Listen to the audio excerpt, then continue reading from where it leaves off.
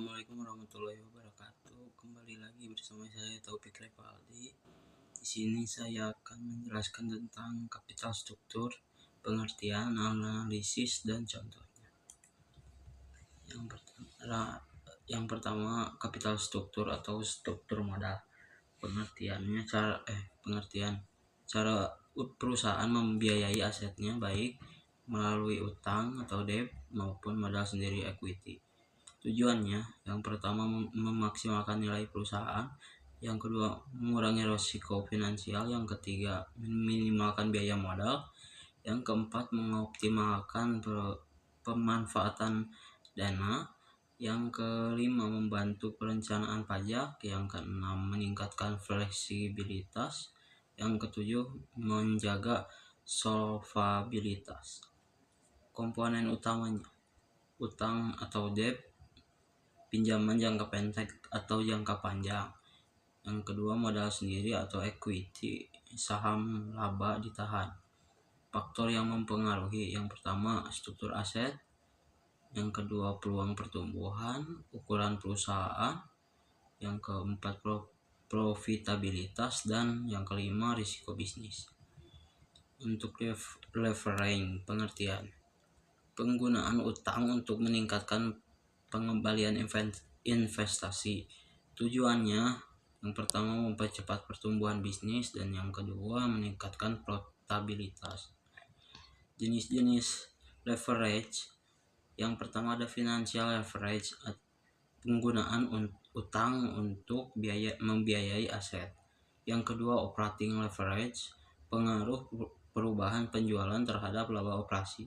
Yang ketiga combined leverage, kombinasi dari financial leverage dan operating leverage. Manfaat leverage: yang pertama mempercepat pertumbuhan bisnis, yang kedua meningkatkan profitabilitas. Risiko leverage: yang pertama meningkatkan risiko gagal bayar, yang kedua ketergantungan pada pendapatan, dan yang ketiga fluktuasi bunga.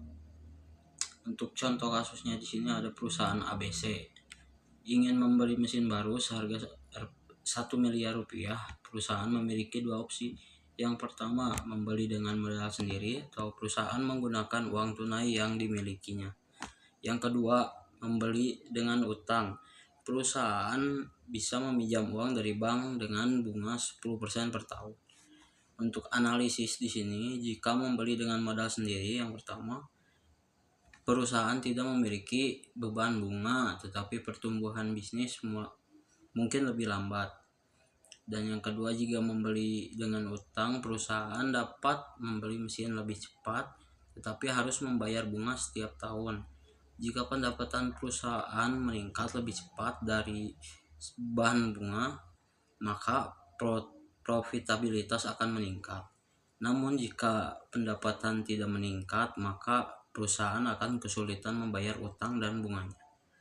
Untuk perhitungan leverage ratio atau contoh debt to equity ratio, yang pertama asumsi total utang 1 miliar rupiah, yang kedua total ekuitas 2 miliar rupiah. Untuk perhitungannya, DER sama dengan total utang per total total ekuitas sama dengan 1 miliar rupiah RP 2 miliar rupiah sama dengan 0,5.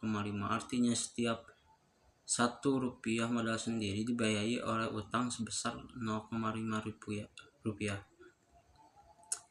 Untuk kesimpulannya, kapital struktur dan leverage adalah konsep penting dalam keuangan perusahaan. Penggunaan keduanya harus dilakukan dengan hati-hati dan mempertimbangkan risiko yang terkait. Struktur modal yang tepat dan penggunaan leverage yang baik dan bijak dapat membantu perusahaan mencapai tujuan finansialnya.